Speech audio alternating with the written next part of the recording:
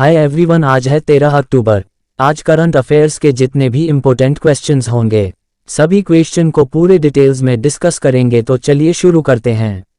पहला प्रश्न है, अंतर्राष्ट्रीय आपदा जोखिम न्यूनीकरण दिवस कब मनाया जाता है? तो आप याद रखिएगा कि अंतर्राष्ट्रीय आपदा जोखिम न्यूनीकरण दिवस जो है वो 13 अक्टूबर को मनाया जाता है। साथ ही ये भी याद रखिएगा कि 2 अक्टूबर को अंतर्राष्ट्रीय अहिंसा दिवस मनाई जाती है, 5 अक्टूबर को विश्व शिक्षक दिवस मनाया जाता है और 7 अक्टूबर को विश्व कपास दिवस मनाई जाती है। अंतर्राष्ट्रीय आपदा जोखिम न्यूनीकरण दिवस क्यों मनाई जाती है, आइए जानते हैं।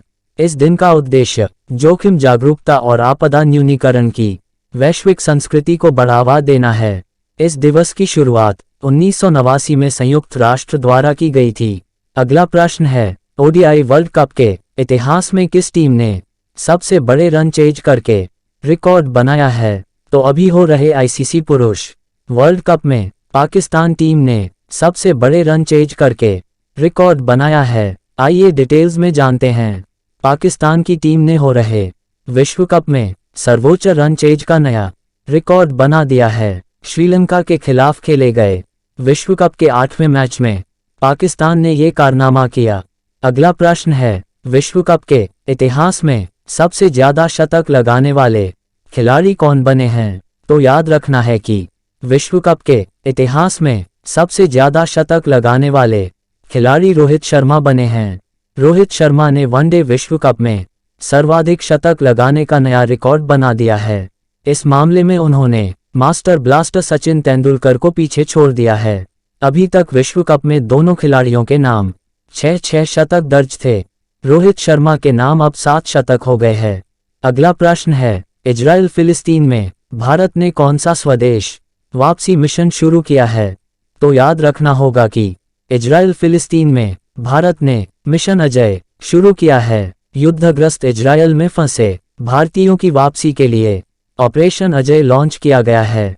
अगला प्रश्न है, किस राज्य में ए हेल्प कार्यक्रम शुरू किया गया है? याद रखना है, अभी झारखंड राज्य में ए हेल्प कार्यक्रम शुरू किया गया है। ए हेल्प कार्यक्रम क्या है, आइए जानते हैं। इस प्रोग्राम के तहत उत्तर प्रदेश की 2000 महिला पशुपालकों को ट्रेनिंग दी जाएगी। ट्रेनिंग के बाद वह गांव में पशु स्वास्थ्य, दुग्ध उत्पादन, पशु टीकाकरण जैसे काम बेहतर ढंग से करेंगी। अगला प्रश्न है, किस राज्य में सबसे बड़ा हाई कोर्ट बनाया गया है? तो याद रखना होगा कि अभी हाल ही में झारखंड में सबसे बड़ा हाई कोर्ट बनाया गया है। आइए इसके बारे में डिटेल्स में जानते हैं। रांची में लगभग 600 करोड़ रुपए की लागत से बनकर तैयार झारखंड के नए हाई कोर्ट का लोकार्पण इसी महीने हो सकता है। ये देश का सबसे बड़ा हाई कोर्ट कैंपस है। इसका क्षेत्रफल सुप्रीम कोर्ट के कैंपस से भी 3.5 गुना ज्यादा है। अगला प्रश्न है, किस देश के राष्ट्रपति ने पद्म रेल ब्रिज का उद्घाटन किया है? तो अभी हाल ही में याद रखना है कि बांग्लादेश के राष्ट्रपति ने पद्म रेल ब्रिज का उद्घाटन किया है। ये रहा मैप में बांग्लादेश। साथ ही ये भी याद रखिएगा कि बांग्लादेश की राजधानी ढाका है। बांग्लादेश के चीफ मिनिस्टर शेख हसीना है। बांग्लादेश की मुद्रा टाका है। अगला प्रश्न है, किस राज्य के सरकार ने लेक लड़की योजना को मंजूरी दी है? तो याद रखना होगा कि महाराष्ट्र राज्य के सरकार ने लेक लड़की योजना को मंजूरी दी है। आइए इसको डिटेल्स में जानते हैं। महाराष्ट्र सरकार ने लड़कियों के लिए एक नई योजना की शुरुआत की है। इस योजना का नाम है लेक लड़की योजना। इस योजना के अंतर्गत बच्चियों को आर्थिक सुरक्षा प्रदान की जाएगी। इसमें जन्म के साथ ही लड़की को आर्थिक सहायता दी जाती है। अगला प्रश्न है, अंतर्राष्ट्रीय मुद्रा कोष ने चालू वित्त वर्ष में भारत की विकास की दर कितने प्रतिशत रहने का अनुमान लगाया है? तो अंतर्राष्ट्रीय मुद्रा कोष ने चालू वित्त वर्ष में भारत की विकास की दर 6.3% रहने का अनुमान लगाया है। अगला प्रश्न है, किस राज्य के उद्योग विभाग ने बेंगलुरु में इन्वेस्टर्स समिट का आयोजन किया है? तो अभी हाल ही में बिहार राज्य के उद्योग विभाग ने बेंगलुरु में इन्वेस्टर्स समिट का आयोजन किया है। आइए इसको डिटेल्स में जानते हैं। भारत के उत्तर पूर्व क्षेत्र की निवेश और व्यापार क्षमता को प्रदर्शित करने के लिए उत्तर पूर्व वैश्विक निवेशक शिखर सम्मेलन 2023 का आयोजन कर रहा है। अगला प्रश्न है, भारत और किस देश ने रक्षा संबंधों को बढ़ावा देने के लिए समझौता किया है?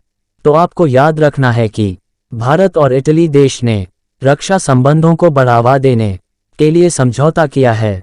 भारत और इटली ने रक्षा मंत्री राजनाथ सिंह और उनके इतालवी समकक्ष गुइदो क्रोसेतो के बीच रोम में हुई व्यापक वार्ता के बाद सैन्य साजो सामान के सह विकास एवं सह उत्पादन सहित अपने रक्षा संबंधों को बढ़ावा देने के लिए एक समझौते पर हस्ताक्षर किए।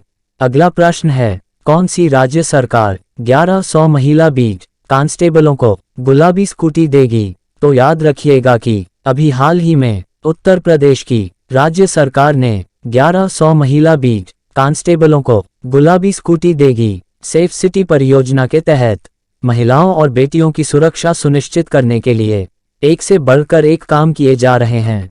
इसी की तहत पूरे उत्तर प्रदेश में 3000 पिंक बूथ और सभी 10,417 महिला बीटों को पिंक स्कूटी देने का फैसला किया गया है।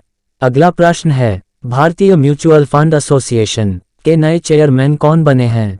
तो याद रखिएगा कि अभी भारतीय म्यूचुअल फंड एसोसिएशन के नए चेयरमैन नवनीत मुनोत भारतीय म्यूचुअल फंड एसोसिएशन के नए चेयरमैन बने हैं। अगला प्रश्न है, हाल ही में 8वां ब्रिक्स अंतर्राष्ट्रीय प्रतियोगिता सम्मेलन कहाँ आयोजित किया जाएगा? तो 8वां ब्रिक्स अंतर्राष्ट्रीय प्रतियोगिता सम्मेलन नई दिल्ली में किया जाएगा। अगला प्रश्न है, हाल ही में लैंडस्केप और गार्डनिंग एक्सपो 2023 का उद्घाटन कहाँ किया गया है? याद रखना है, हाल ही में लैंडस्केप और गार्डनिंग एक्सपो 2023 का उद्घाटन मुंबई में किया गया है।